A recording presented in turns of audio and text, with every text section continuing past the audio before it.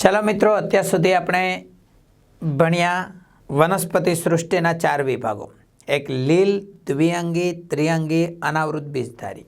Okay, આજે છેલ્લો અને સૌથી વધુ ચડિયાતો, સૌથી વધુ ઉદ્વિકાસિત વિભાગ ભણવાના છીએ અને એ છે આવૃત બીજધારી, એન્જિયોસ્પર્મ. આવૃતનો મતલબ શું? તો કે ભાઈ એના બીજ બીજાવરણથી તો આવૃત હોય, પરંતુ એની ફરતે પાછું ફલાવરણ પણ હોય. એના અંડકો બીજાશયની અંદર આવેલા હોય, એટલે એને આવૃત બીજધારી વનસ્પતિ તરીકે આપણે ઓળખીએ છીએ.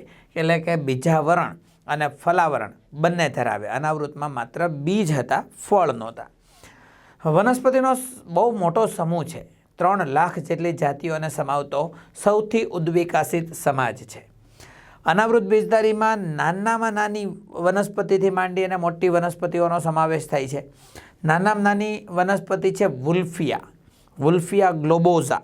2 થી 5 mm કદ ધરાવતી આવૃત બીજધારી વનસ્પતિથી માંડી અને 100 મીટર જેટલી ઊંચી, 100 મીટરથી વધુ ઊંચાઈ ધરાવતી નીલગિરી, યુકેલિપ્ટસ એસ્પેરા એનું વૈજ્ઞાનિક નામ છે. તો નીલગિરી એવી વનસ્પતિઓ પણ આમાં જોવા મળે છે. આ વનસ્પતિ ખૂબ જ ઉપયોગી છે. ખોરાક તરીકે, ઘાસચારા તરીકે, બળતણ તરીકે, ઔષધ તરીકે આવૃત બીજધારી વનસ્પતિ વપરાય છે. આ વનસ્પતિ છોડ સ્વરૂપે હોય, ક્ષુપ સ્વરૂપે હોય, વેલા સ્વરૂપે હોય, મહાકાય લતાઓ સ્વરૂપે અને વૃક્ષ સ્વરૂપે, બધા સ્વરૂપે હોય. જલોદભિદ, મધ્યોદભિદ, શુષ્કોદભિદ એટલે કે પાણીમાં, મધ્યમ પર્યાવરણમાં, શુષ્ક વિસ્તારમાં બધે જોવા મળે છે. દ્વિદળી અને એકદળી આવા 2 વર્ગો છે. તમે મિત્રો જાણો છો કે વર્ગીકરણ, આવૃત બીજધારીનું વર્ગીકરણ ખાસ તો બેન્થામ અને હુકર, જ્યોર્જ બેન્થામ અને જોસેફ ડાલ્ટન હુકર દ્વારા આપવામાં આવેલું. એણે વનસ્પતિને 2 વર્ગોમાં વહેંચી, ડાયકોટાલેડોન્સ એટલે કે દ્વિદળી અને મોનોકોટાલેડોન્સ એટલે કે એકદળી. દ્વિદળી એટલે શું? તો કે એના બીજમાં 2 બીજપત્રો હોય, ઝાલાકાર શિરા વિન્યાસ જોવા મળે, ચતુરાવયવી કે પંચાવયવી એટલે કે 4ના ગુણકમાં કે 5ના ગુણકમાં ઘટક એકમો ધરાવતા પુષ્પો ધરાવે છે. આમ તો દરેક વખતે દરેક બાબતમાં તફાવત આપી શકાય, પણ આને અનુસરીને હું તફાવત કહું તો એકદળીમાં 1 બીજપત્ર હોય, મોટાભાગે સમાંતર શિરા વિન્યાસ હોય અને એનામાં ત્રયાવયવી પુષ્પ જોવા મળે છે. એ સિવાયના આના તફાવત જો આપીએ તો મૂળમાં તફાવત જોવા મળે છે કે સામાન્ય રીતે દ્વિદળી સોટી મૂળતંત્ર ધરાવે અને એકદળી તંતુમય મૂળતંત્ર ધરાવે. પ્રકાંડમાં ભેદ જોવા મળે છે. સામાન્ય દ્વિદળી હોય એમાં પ્રકાંડમાં ગાંઠ અને આંતરગાંઠો સ્પષ્ટ હોતી નથી. એકદળીમાં ગાંઠ અને આંતરગાંઠો સ્પષ્ટ હોય છે. પર્ણમાં તમે શિરાવિન્યાસની વાત કહી શકો. પુષ્પમાં પુષ્પ ચતુરાવયવી કે પંચાવયવી છે કે ત્રયાવયવી એ ભેદ આપી શકો. બીજમાં 2 બીજપત્ર કે 1 બીજપત્ર એવો ભેદ આપી શકો છો. આવૃત બીજધારી વનસ્પતિમાં લિંગી પ્રજનન વિશે આપણે આગળના ચેપ્ટર્સમાં જોવાના છીએ, પણ અહીંયા હું તમને થોડીક માહિતી આપી દઉં કે આવૃત બીજધારી વનસ્પતિનું લિંગી પ્રજનન અંગ એ પુષ્પ છે. અને તમે જાણો છો પુષ્પ એમાં શું હોય? તો 12થી પુષ્પીય ચક્ર હોય, અનુક્રમે વજ્રચક્ર, દલચક્ર, પુંકેસર ચક્ર અને સ્ત્રીકેસર ચક્ર. એમાંથી વજ્રચક્ર અને દલચક્ર એ પ્રજનનની ક્રિયામાં સીધા સંકળાયેલા નથી. હા, પ્રજનનમાં મદદરૂપ થાય, એટલે કે આકર્ષણ, રક્ષણ જેવા મદદરૂપ કાર્યો કરે. એટલા માટે આ બંને ચક્રો, વજ્રચક્ર અને દલચક્રને આપણે શું કહીશું? સહાયક ચક્ર એટલે કે એસેસરી વોલ્સ, મદદ કરનારા ચક્રો. પણ એ ન હોય તો પ્રજનન ક્રિયા ન થાય એવું નથી. એ ન હોય તો પ્રજનન ક્રિયા ન થાય એવા 2 ચક્રો છે, અને એ છે પુંકેસર ચક્ર અને સ્ત્રીકેસર ચક્ર.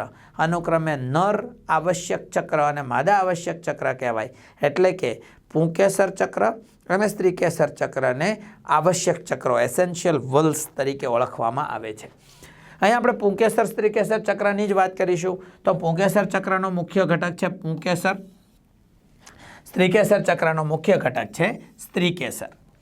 પુંકેસરની વાત કરીએ તો પ્રત્યેક પુંકેસર ચક્રમાં ઘણા બધા પુંકેસરો હોય. પ્રત્યેક પુંકેસરમાં એક હોય તંતુ ફિલામેન્ટ, અને બીજું હોય પરાગાશય, કોથળી જેવી રચના. પરાગાશય એટલે કે તંતુ અને પરાગાશય એવી 2 રચનાઓ જોવા મળે છે. આ બંનેનું જોડાણ કરતી રચનાને યોજી એવા નામથી, કનેક્ટિવ એવા નામથી પણ ઓળખવામાં આવે છે. પરાગાશય, એની અંદર શું હોય તો પરાગધાની હોય, જેને આપણે લઘુબીજાણુધાની સાથે સરખાવી શકાય. એની અંદર દ્વિકીય પરાગ માતૃકોષો હોય.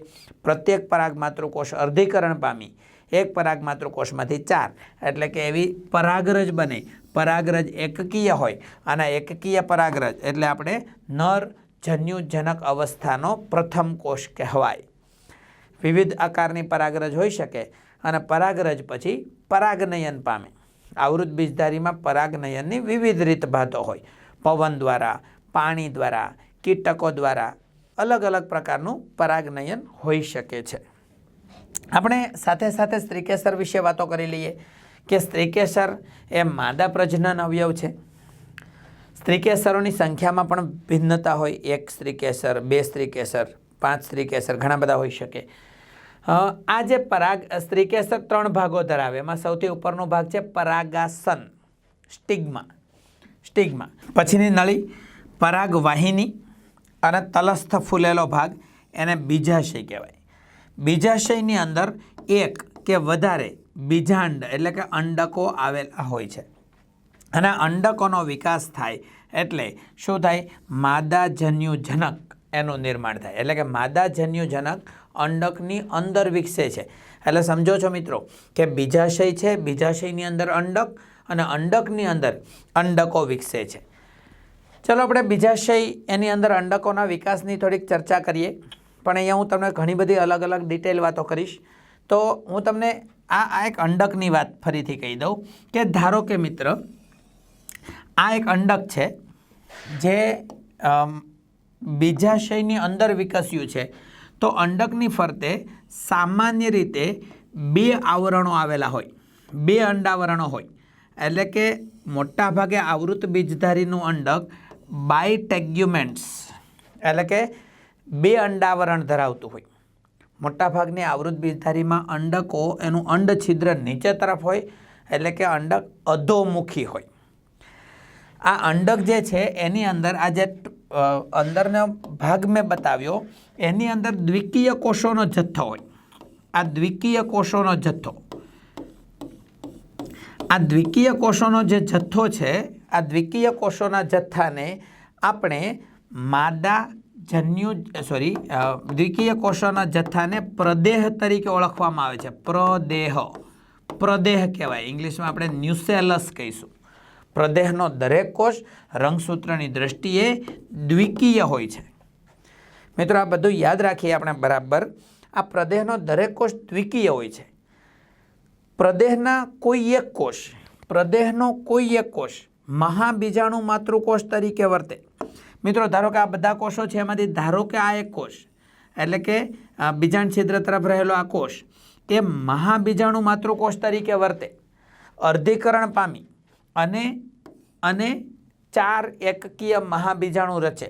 આ પણ યાદ રાખવાનું, પ્રદેહમાં તો હજારો કોષો છે પણ એમાંનો કોઈ એક કોષ મહાબીજાણુ માતૃકોષ તરીકે વર્તે અને માતૃકોષ તરીકે વર્તે એટલે અર્ધીકરણ પામે, જેને આપણે રિડક્શન ડિવિઝન કહીશું, મિયોસિસ. અને એમાંથી 4 એકકીય મહાબીજાણુ રચે. એ 4 એકકીય મહાબીજાણુમાંથી મોટા ભાગે 3 મહાબીજાણુ નાશ પામે અને 1 મહાબીજાણુ રહે. આ મહાબીજાણુ એટલે કે મેગાસ્પોર એ પછી વિકાસ પામી અને માદાજન્યુજનક રચે છે. મિત્રો બરાબર યાદ રાખજો, માદાજન્યુજનકનું નિર્માણ આ પ્રકારે થાય. ચાલો હું તમને એની થોડીક વાત ફરીથી કહી દઉં કે ધારો કે અહીંયા વિકાસ પામવા માંડ્યો માદાજન્યુજનક, એટલે શું થયું હશે એની આપણે થોડીક ચર્ચા કરીએ કે આ એક મહાબીજાણુ રહી ગયો.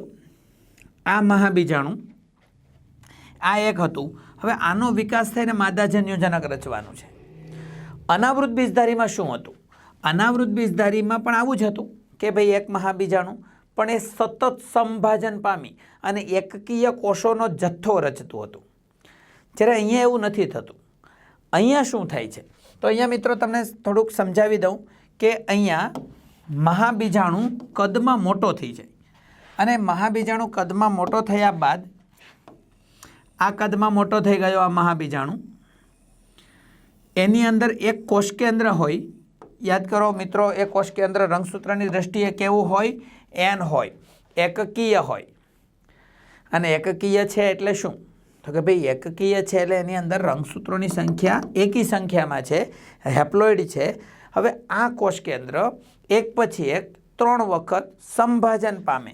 એટલે 3 વખત સંભાજન એટલે પહેલું સંભાજન 1 માંથી 2, બીજું સંભાજન થાય એટલે 2 માંથી 4, અને ત્રીજું સંભાજન થાય એટલે 4 માંથી 8 કોષ કેન્દ્રો રચાઈ જાય. 1 2 3 4 5 6 7 8 આ મહાબીજાણુની અંદર 8 કોષ કેન્દ્રો રચાયા. અને આ 8 કોષ કેન્દ્રો જ વિકાસ પામી એટલે કે વ્યવસ્થિત ગોઠવણ પામી અને માદા જન્યુજનક રચે છે. એ 8 કોષ કેન્દ્રોમાંથી આ 3 કોષ કેન્દ્રો, ધારો કે હું સમજાવું કે 3 કોષ કેન્દ્રો બીજાંડ છિદ્ર તરફ ગોઠવાઈ જાય. એમાં એક અંડકોષ અને બંને બાજુએ એક એક સહાયક કોષ રચે છે. એક અંડકોષ અને 2 સહાયક કોષ. અહીંયા બતાવ્યું છે એ જ વસ્તુ. આ એક અંડકોષ અને 2 સહાયક કોષ. અંડકોષ રંગસૂત્રની દ્રષ્ટિએ n છે, તો સહાયક કોષ પણ રંગસૂત્રની દ્રષ્ટિએ n હોય. અને એ ગોઠવાઈ અને અંડ પ્રસાધન રચે છે. શું રચે છે? અંડ પ્રસાધન. તો આ અંડ પ્રસાધન એટલે શું? ફરીથી બરાબર યાદ અપાવી દઉં મિત્રો કે મહાબીજાણુ માતૃકોષ હતો, અર્ધીકરણ રંગસૂત્રની દ્રષ્ટિએ દ્વિકીય હતો.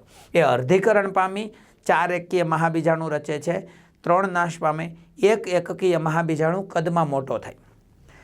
એ એકકીય મહાબીજાણુનું કોષ કેન્દ્ર 3 વાર સંભાજન પામી 8 કોષ કેન્દ્રો રચે. એ 8 કોષ કેન્દ્રોમાંથી 3 કોષ કેન્દ્રો બીજાંડ છિદ્ર તરફ આયોજન પામે અને અંડ પ્રસાધન રચે. એટલે એક અંડ પ્રસાધન કેટલા કોષ કેન્દ્રોથી રચાયું? 3. અને 3 કોષ કેન્દ્રો હવે કોષનું સ્વરૂપ ધારણ કરે. એ 3 માંથી 1 બની જાય અંડકોષ અને 2 બની જાય સહાયક કોષો. આ 3 કોષો બન્યા, બાકી રહ્યા 5 કોષ કેન્દ્રો. એ 5 કોષ કેન્દ્રોમાંથી બીજા 3 કોષ કેન્દ્રો બીજા ધ્રુવ તરફ, જેને આપણે પ્રતિધ્રુવીય કોષો કહેવાય, કારણ કે બીજાંડ તલ તરફ ગોઠવાયેલા. આ ભાગને બીજાંડ છિદ્ર કહીશું, તો ઉપરના ભાગને બીજાંડ તલ કહીશું. તો બીજાંડ તલ તરફ ગોઠવાય અને પ્રતિધ્રુવીય કોષો રચે છે. અને આ જે પ્રતિધ્રુવીય કોષોની સંખ્યા કેટલી હોય? 3 કોષ કેન્દ્રો કોષ સ્વરૂપ ધારણ કરે અને પ્રતિધ્રુવીય કોષો રચાઈ જાય. અને 2 કોષ કેન્દ્રો જે બાકી રહ્યા એ આ માદા જન્યુજનક, જેને હવે આપણે ભ્રૂણપુટ કહીએ છીએ, એના મધ્યમાં એકબીજાની નજીક ગોઠવાય અને ધ્રુવીય કોષ કેન્દ્રો રચાય છે. ધ્રુવીય કોષ કેન્દ્રો સંયોજનથી આને આપણે દ્વિતીય કોષ કેન્દ્ર એવા નામથી પણ ઓળખીએ છીએ. ધ્રુવીય કોષ કેન્દ્રો 2 બંને એકકીય જોડાઈ ગયા ત્યારે આપણે એને દ્વિતીય કોષ કેન્દ્ર એટલે કે સેકન્ડરી ન્યુક્લિયસ કહીશું, રંગસૂત્રની દ્રષ્ટિએ ટ્વાઇસે. તો મિત્રો, આ રીતે કોષોની જો વાત કરીએ તો આ માદા જન્યુજનક કે જેને ભ્રૂણપુટ પણ કહેવામાં આવે, ભાઈ આવૃત બીજધારીના માદા જન્યુજનકને ભ્રૂણપુટ પણ કહે છે. ભ્રૂણપુટ તરીકે ઓળખવામાં આવે. કેટલા કોષ કેન્દ્રોનું બનેલું છે? તો 8 કોષ કેન્દ્રોનું બનેલું. MCQ સવાલ. આવૃત બીજધારીનું ભ્રૂણપુટ એટલે કે માદા જન્યુજનક કેટલા કોષ કેન્દ્રોનું બનેલું છે? 8 કોષ કેન્દ્રોનું બનેલું છે. પણ જો તમને એમ પૂછવામાં આવે છે કે આવૃત બીજધારી વનસ્પતિનું ભ્રૂણપુટ કેટલા કોષોનું બનેલું છે, તો 7 કોષોનું બનેલું છે. કેમ 7 કોષો? તો એમ કહી શકાય કે આ અંડ પ્રસાધનના 3 કોષો, પ્રતિધ્રુવીય 3 કોષો અને આ દ્વિતીય કોષ કેન્દ્ર યુક્ત મધ્યસ્થ એક કોષ બાકી રહેલો. ઓકે, તો આ હતું માદા જન્યુજનકના વિકાસને લગતી વાત. તો મિત્રો, આપણે જોયું કે આ જે છે એ સ્ત્રીકેસર, સ્ત્રીકેસરની અંદર આ એક બીજાશય, બીજાશયની અંદર બીજાંડ, બીજાંડની અંદર માદા જન્યુજનકનો વિકાસ થાય. આ માદા જન્યુજનકને ભ્રૂણપુટ તરીકે ઓળખવામાં આવે. માદા જન્યુજનક 8 કોષ કેન્દ્રો, 7 કોષોનું બનેલું. 8 કોષ કેન્દ્રોનું પણ 7 કોષોનું. માદા જન્યુજનકની અંદર શું હોય? તો કે એક અંડકોષ હોય, બાજુમાં 2 સહાયક કોષો હોય અને 3 પ્રતિધ્રુવીય કોષો હોય અને 2 ધ્રુવીય કોષ કેન્દ્રો હોય. ઓકે, અહીં સુધી આપણે આટલી વાતો ભણ્યા. બહુ મહત્ત્વની વાતો હતી મિત્રો. હવે થોડું હું પરાગનયનની વાત કરી દઉં કે પરાગરજ કે જે પુંકેસરની અંદર પરાગમાતૃ કોષોના અર્ધીકરણથી બનેલી હતી, પ્રત્યેક પરાગ માતૃકોષ અર્ધીકરણ પામીને 4 પરાગરજ બનાવે, 4 જીવિત રહે, એટલે પરાગરજની સંખ્યા વધારે હોય, માદા જન્યુજનકમાં સંખ્યા ઓછી હોય. હવે પરાગરજ પરાગનયન પામે, ઉડતી આવે. તમે જાણો છો પરાગનયન પવન, પાણી, પ્રાણી, કીટક કોઈ પણ દ્વારા થાય અને પરાગાસન ઉપર પડે. આ પરાગરજ પરાગાસન ઉપર પડી. પરાગાસન ઉપર પડેલી પરાગરજને જો અનુકૂલિત પર્યાવરણ મળે, મતલબ સંગત હોય, પરાગરજ અને સ્ત્રીકેસર વચ્ચે સંગતતા હોય તો પરાગરજનું અંકુરણ થાય. દાખલા તરીકે ગુલાબની પરાગરજ ગુલાબના સ્ત્રીકેસર ઉપર પડી તો અંકુરણ થાય અને પરાગરજના અંકુરણથી પરાગનલિકા બને અને પરાગનલિકા બને ત્યારે એની અંદર પછી 2 નરજન્યુઓનું નિર્માણ થઈ ગયું હોય, 2 નરજન્યુઓ, 2 મેલ ગેમેટ્સ. અને આ 2 નરજન્યુઓ જે છે એ બંને નરજન્યુઓ, આ 2 નરજન્યુઓ જે છે એ બંને નરજન્યુઓ એ અચલિત હોય છે. એ પોતે પક્ષમાં કશા ધરાવતા નથી, અચલિત. માત્ર આવૃત બીજધારીના નરજન્યુ જ અચલિત હોય છે, અનાવૃત સુધી નરજન્યુ ચલિત હોય છે. અને આ પરાગનલિકા એ અંડક સુધી પહોંચે, બીજાંડ છિદ્ર મારફતે ભ્રૂણપુટ સુધી પહોંચે ત્યારે એની ટોચ તૂટી જાય. પરાગનલિકાની ટોચ તૂટી જતાં બંને નરજન્યુ ભ્રૂણપુટમાં મુક્ત થાય. બરાબર મિત્રો, ધ્યાન રાખજો. આ નરજન્યુ ભ્રૂણપુટમાં મુક્ત થયો, બીજો નરજન્યુ ભ્રૂણપુટમાં મુક્ત થયો. બંને નરજન્યુ ભ્રૂણપુટમાં મુક્ત થતાં બંને નરજન્યુ રંગસૂત્રની દ્રષ્ટિએ એકકીય હોય. એમાંથી એક નરજન્યુ અંડકોષ સાથે જોડાય, એક નરજન્યુ અંડકોષ સાથે જોડાય અને યુગ્મનજ બનાવી દેશે. એટલે કે એક અંડકોષ એની સાથે નરજન્યુ જોડાઈ જાય અને નરજન્યુ જોડાઈ જાય અને શું રચાઈ દે? યુગ્મનજ, એટલે કે ફલિતાંડ રચી દેશે. રંગસૂત્રની દ્રષ્ટિએ દ્વિકીય હોય. જ્યારે બીજો નરજન્યુ એ આ ધ્રુવીય કોષ કેન્દ્રો જે 2 છે એમની સાથે જોડાઈ જાય નરજન્યુ અને એનામાંથી ત્રિકીય, એટલે કે 3N, વનસ્પતિમાં પહેલી વખત કોઈ 3N પેશી બની રહી છે તો ત્રિકીય એટલે કે 3N ભ્રૂણપોષ કોષ કેન્દ્ર, ભ્રૂણપોષ કોષ કેન્દ્ર રચાય છે. બરાબર. એમ આવૃત બીજધારી વનસ્પતિમાં તમે જોઈ શકો છો કે અહીંયા એક સાથે 2 નરજન્યુ ભ્રૂણપુટમાં આવ્યા, બંને નરજન્યુએ ફલનમાં ભાગ લીધો. એક નરજન્યુ અંડકોષનું ફલન કરે અને યુગ્મનજ રચે, બીજો નરજન્યુ ધ્રુવીય કોષ કેન્દ્રનું ફલન કરે અને ત્રિકીય ભ્રૂણપોષ કોષ કેન્દ્ર રચે. આમ આવૃત બીજધારી વનસ્પતિની ફલન ક્રિયામાં 2 નરજન્યુ ભાગ લે અને એક સાથે 2 રચનાનું ફલન થાય. એટલા માટે આ ફલનને આપણે બેવડું ફલન એટલે કે ડબલ ફર્ટિલાઇઝેશન તરીકે ઓળખીએ છીએ. આવૃત બીજધારી વનસ્પતિની આ મુખ્ય લાક્ષણિકતા છે. આ ધ્યાન રાખવાનું કે આવૃત બીજધારી વનસ્પતિની મુખ્ય લાક્ષણિકતા બેવડું ફલન છે. હા, પછી આ યુગ્મનજનો વિકાસ થઈ અને ભ્રૂણ બનશે અને આ ભ્રૂણપોષ કોષ કેન્દ્રનો વિકાસ થવાથી ભ્રૂણપોષ નામની પેશી રચશે અને ભ્રૂણપોષ નામની પેશી રંગસૂત્રની દૃષ્ટિએ ત્રિકીય હોય છે. અહીંયા બહુ મહત્વનો સવાલ કે આવૃત બીજધારી વનસ્પતિમાં ભ્રૂણપોષનું નિર્માણ ફલન પછી થાય છે જે રંગસૂત્રની દૃષ્ટિએ ત્રિકીય હોય છે. અનાવૃત બીજધારીમાં વનસ્પતિમાં શું થાય તો કે ભ્રૂણપોષનું નિર્માણ ફલન પહેલાં થાય જે રંગસૂત્રની દૃષ્ટિએ એકકીય હોય છે. ઓકે, તો આ બેવડું ફલન, ત્રિકીય ભ્રૂણપોષ, ફલન બાદ ભ્રૂણપોષનું નિર્માણ, આ બધી આવૃત બીજધારી વનસ્પતિની મુખ્ય લાક્ષણિકતાઓ હતી. આપણે થોડું જીવનચક્ર જોઈ લઈએ. તમને ખબર જ પડી ગઈ હશે પણ છતાં જીવનચક્ર કહી દઉં કે આ પુષ્પ છે. પુષ્પમાં પુંકેસર અને સ્ત્રીકેસર, પુંકેસરમાં તંતુ અને પરાગાશય, પરાગાશયમાં લઘુબીજાણુ ધાની, લઘુબીજાણુ ધાનીની અંદર હોય લઘુબીજાણુ માતૃકોષ, એ અર્ધીકરણ પામે, લઘુબીજાણુ રચે. આ ભાગ શું થઈ ગયો? જન્યુજનક અવસ્થા. આ લઘુબીજાણુ વિકાસ પામે એટલે 2 નરજન્યુ રચે છે. એ જ રીતે આ સ્ત્રીકેસર છે. સ્ત્રીકેસરમાં મહાબીજાણુ ધાની અને મહાબીજાણુ ધાનીની અંદર શું થાય? મહાબીજાણુ માતૃકોષ, મહાબીજાણુ માતૃકોષ અર્ધીકરણ પામી મહાબીજાણુ રચે અને મહાબીજાણુની અંદર માદાજન્યુજનકનો વિકાસ થાય. આવૃત બીજધારી વનસ્પતિમાં માદાજન્યુજનકને ભ્રૂણપુટ તરીકે પણ ઓળખવામાં આવે છે. ફલન થાય, ફલિતાંડ રચાશે. ફલિતાંડ રચાવાથી ભ્રૂણનું નિર્માણ થાય. એ ભ્રૂણ વિકાસ પામી અને ફરીથી નવા બીજાણુજનક અવસ્થાનું નિર્માણ કરે. ઓકે, તો મિત્રો આ હતું આવૃત બીજધારી વનસ્પતિનું જીવનચક્ર. ઓકે, તો અહીંયા આપણે 5 વિભાગો લીલ, દ્વિઅંગી, ત્રિઅંગી, અનાવૃત બીજધારી અને આવૃત બીજધારી વિશે માહિતી મેળવી.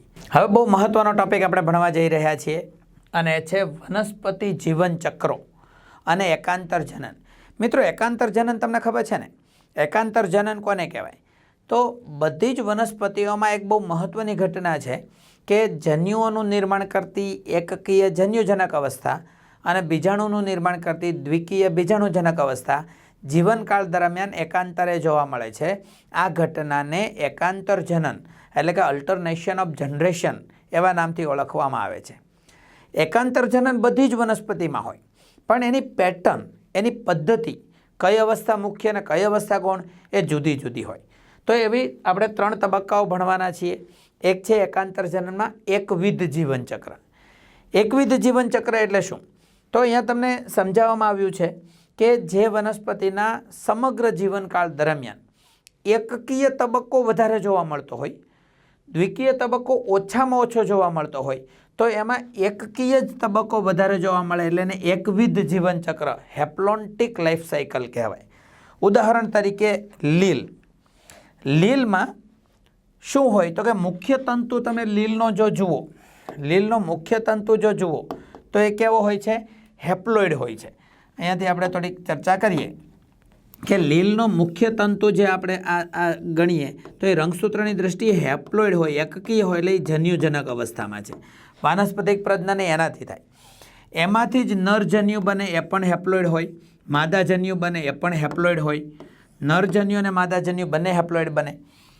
એની વચ્ચે ફલન થાય, ફલિતાંડ બને અને ફલિતાંડ એ દ્વિકીય હોય એટલે કે બીજાણુજનક અવસ્થાનો એકમાત્ર કોષ છે. ફલિતાંડનું જ સીધું અર્ધીકરણ થાય અને અર્ધીકરણ થઈને ફરીથી બીજાણુ બને. બીજાણુ એકકીય હોય, પાછી જન્યુજનક આવી ગઈ. એટલે આખા જીવનમાં તમે નજરે જોઈ શકો એવી અવસ્થા કઈ છે? એકકીય, હેપ્લોઇડ. એટલા માટે આ સાયકલને એકવિધ જીવનચક્ર, હેપ્લોન્ટિક લાઈફ સાયકલ કહેવાય. ઓકે, ચાલો. તો દ્વિવિધમાં શું થાય? તો એકવિધમાં એટલે શું? લીલનું કોઈ પણ તંતુ તમે જુઓ એ એકકીય જ હશે. જો દ્વિકીય તબક્કો જોવો હોય તો એને માઇક્રોસ્કોપમાં જોવો પડે, એટલા માટે એને એકવિધ જીવનચક્ર કહેવાય. તો એનાથી એકદમ ઉલટું, જો બધા જ દેહ નજરે દેખાય એવા બધા જ ઘટકો દ્વિકીય જ હોય, જો એકકીય તબક્કો જોવો હોય તો માઇક્રોસ્કોપમાં જોવું પડે, એવા તબક્કા જોવા મળે તો એને દ્વિવિધ જીવનચક્ર કહેવાય. દ્વિવિધ જીવનચક્ર અનાવૃત અને આવૃત બીજધારી વનસ્પતિમાં જોવા મળે છે. અનાવૃત અને આવૃત, હા, જોકે અપવાદ રૂપે ફ્યુકસ નામની લીલ દ્વિવિધ જીવનચક્ર દર્શાવે છે. દ્વિવિધ જીવનચક્રમાં મુખ્ય વનસ્પતિ દેહ દ્વિકીય હોય એટલે કે બીજાણુજનક અવસ્થા હોય. એનામાં બીજાણુનું નિર્માણ થાય ત્યારે અર્ધીકરણ થઈને જન્યુજનક અવસ્થા બને. એ જન્યુજનક અવસ્થા ક્યાં સુધી થાય તો કે ફલન સુધી ટકે. જેવું ફલન થાય યુગ્મન જ બને એટલે પાછી બીજાણુજનક આવી ગઈ. તમે જોઈ શકો છો કે અનાવૃત આવૃત બીજધારી વનસ્પતિમાં મૂળ, પ્રકાંડ, પર્ણ, પુષ્પના બધાય ભાગો એ બધા ટ્વાઇસ એન જ હોય.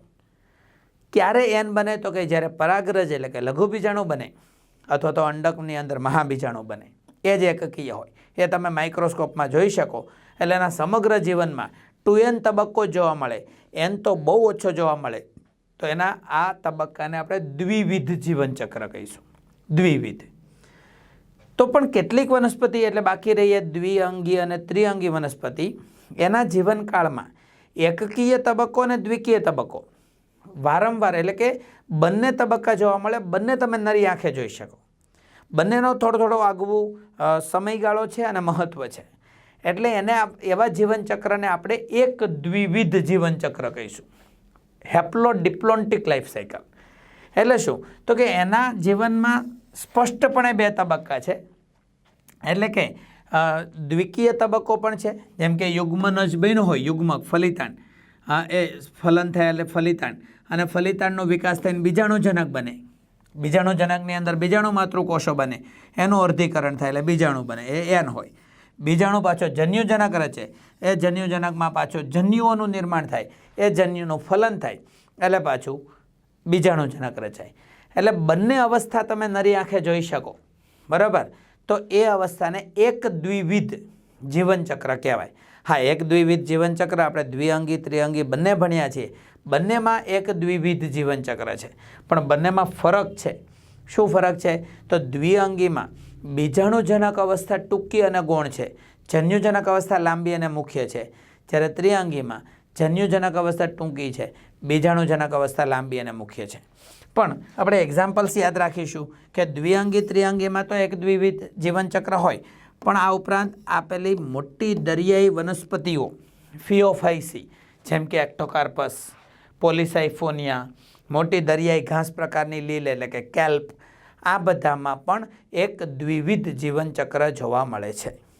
ઓકે, બરાબર યાદ રહ્યું? ચાલો, હું તમને છે ને એકવિધ, દ્વિવિધ, એક દ્વિવિધ વનસ્પતિના જીવનચક્ર એને સમજવા માટે એકદમ સરળ ટેકનિક આપું છું, સરળ ટેકનિક. અને હું વર્ષોથી વિદ્યાર્થીઓને આપું છું ને, તો વિદ્યાર્થીને આમ એકદમ સરળતાથી યાદ રહી જાય છે, અને એમાં કોઈ બહુ તકલીફ પડતી જ નથી. તો આપણે યાદ રાખી લઈએ. જુઓ, આ વનસ્પતિનું જીવન છે, સમજવા માટે લંબચોરસ જીવન ના હોય, પણ આપણે આમ કે એવા વનસ્પતિનું જીવન છે. એમાં જે મેં આ ગ્રીન દોર્યું છે એ છે એકકીય જન્યુજનક અવસ્થા, અને આ જે બ્લુ દોર્યું છે એ છે દ્વિકીય બીજાણુજનક અવસ્થા. હવે આપણે અલગ અલગ વનસ્પતિનું કમ્પેર કરીએ. ચાલો લીલની વાત કરીએ. તો આ લીલનું જીવન છે, જોઈ શકો છો મિત્રો, લીલનું જીવન. તો લીલમાં શું છે? તો લીલના સમગ્ર જીવનકાળ દરમિયાન, લીલના સમગ્ર જીવનકાળ દરમિયાન શું જોવા મળે છે? જન્યુજનક. બીજાણુજનક તો એટલે કે દ્વિકીય અવસ્થા તો માત્ર એક કોષ પૂરતી મર્યાદિત છે. એટલે લીલનું જીવનચક્ર એકવિધ છે. આવા જીવનચક્રને આપણે શું કહીશું? એકવિધ જીવનચક્ર. શા માટે? કારણ કે સમગ્ર જીવનકાળ દરમિયાન એકકીય તબક્કો જ હોય. તો આ રીતે યાદ રાખી શકો લીલનું જીવનચક્ર. દ્વિઅંગી, તો દ્વિઅંગીનું જીવનચક્ર આ છે. એમાં શું છે? તો કે દ્વિઅંગીના જીવનચક્રમાં આ જન્યુજનક અવસ્થા લાંબી અને મુખ્ય છે, વધારે લાંબી છે, અને બીજાણુજનક અવસ્થા ટૂંકી અને ગૌણ છે. તો આપણે યાદ રાખીશું દ્વિઅંગીમાં જન્યુજનક અવસ્થા લાંબી અને મુખ્ય, બીજાણુજનક અવસ્થા ટૂંકી અને ગૌણ. હા, પોષણ માટે બીજાણુજનક અવસ્થા એ જન્યુજનક અવસ્થા ઉપર આધારિત છે. એટલે કે બીજાણુજનક અવસ્થા જન્યુજનક અવસ્થામાંથી પાણી ક્ષારો ખોરાક મેળવે છે. ઓકે, તો દ્વિઅંગીની વાત થઈ. ત્રિઅંગી, તો ત્રિઅંગીમાં શું છે? જોઈ શકો છો કે એમાં બીજાણુજનક અવસ્થા લાંબી અને મુખ્ય છે, જન્યુજનક અવસ્થા ટૂંકી અને ગૌણ છે, પણ પોષણ માટે બંને એકબીજાથી સ્વતંત્ર. હો ભાઈ, એ બધાના રસોડા જુદા. ઓકે, પોષણ માટે બંને એકબીજાથી સ્વતંત્ર છે, એટલે આ પણ અલગ છે. પણ આ બે વનસ્પતિમાં એક સામ્યતા છે કે બંનેમાં જન્યુજનક અવસ્થા અને બીજાણુજનક અવસ્થા એનું પોતાનું કંઈક અસ્તિત્વ તો દેખાય છે. અને એટલા માટે આવા જીવનચક્રને આપણે શું કહીશું? એક દ્વિવિધ જીવનચક્ર. આનાથી ચડિયાતું જોઈએ તો અનાવૃત બીજધારી. અનાવૃત બીજધારીમાં બીજાણુજનક અવસ્થા મુખ્ય, જન્યુજનક અવસ્થા ખૂબ જ ટૂંકી. એના કરતાં આવૃત બીજધારી, બીજાણુજનક અવસ્થા મુખ્ય, જન્યુજનક અવસ્થા ખૂબ જ ટૂંકી, અમુક કોષો પૂરતી મર્યાદિત. એટલે આ બંનેના જીવનચક્રને આપણે દ્વિવિધ જીવનચક્ર, કારણ કે એના સમગ્ર જીવનકાળ દરમિયાન દ્વિકીય તબક્કો જોવા મળે છે. ઓકે, તો આ રીતે તમે સરળતાથી યાદ રાખી શકો કે લીલથી માંડી અને આવૃત બીજધારી વનસ્પતિના જીવનચક્રમાં કઈ અવસ્થા મુખ્ય અને કઈ અવસ્થા ગૌણ છે. મિત્રો, એક વાત તમે ધ્યાન ખેંચે એવી જોઈ કે ઉદ્વિકાસ જેમ જેમ થયો એમ પહેલાં જન્યુજનક અવસ્થા મુખ્ય હતી, પછી ઘટતા જન્યુજનક અવસ્થા ગૌણ થઈ ગઈ, બીજાણુજનક અવસ્થા હાવી થઈ ગઈ. લીલમાં જન્યુજનક અવસ્થા મુખ્ય, બીજાણુજનક અવસ્થા ગૌણ હતી. ધીમે ધીમે જન્યુજનક અવસ્થાની સામે બીજાણુજનક અવસ્થા મોટી થતી ગઈ, ત્રિઅંગીથી બદલાઈ ગયું, અને અનાવૃત આવૃતમાં તો બીજાણુજનક અવસ્થા મુખ્ય થઈ ગઈ. જન્યુજનક અવસ્થા પોષણ માટે છે ને સંપૂર્ણપણે બીજાણુજનક અવસ્થા ઉપર આધાર રાખતી થઈ ગઈ. પરોપજીવી અહીંયા ઉલટી સ્થિતિ હતી. ઓકે, આમ ઉદ્વિકાસિત ક્રમ બતાવે છે. અને એટલા માટે દ્વિઅંગીમાં પણ જો કમ્પેરિઝન કરવામાં આવે કે લીવરવર્ટ્સ અને મોસ, તો કોણ વધારે ઉદ્વિકાસિત, લીવરવર્ટ્સ કે મોસ? તો મોસ. એટલા માટે એવું કહી શકાય કે મોસમાં બીજાણુજનક લીવરવર્ટ્સના બીજાણુજનક કરતાં થોડું વધારે જટિલ હોય. હા, ગૌણ તો છે જ, પણ જટિલતાની દ્રષ્ટિએ લીવરવર્ટ્સ કરતાં મોસમાં બીજાણુજનક વધારે જટિલ હોય. ઓકે મિત્રો, તો અહીંયા આપણે ચેપ્ટર નંબર 3 વનસ્પતિ સૃષ્ટિ એટલે કે પ્લાન્ટી એટલે કે એનિમલ કિંગડમ વિશે સંપૂર્ણ માહિતી મેળવી. આશા રાખીએ કે તમને આ બધી બાબતો સમજ પડી હશે. Thank you. વારંવાર પ્રેક્ટિસ કરજો, વારંવાર વિડીયો જોજો, તો તમને આ વાત બહુ સારી રીતે સમજાશે, તમને બોટની ગમવા મળશે. Okay, thank you very much.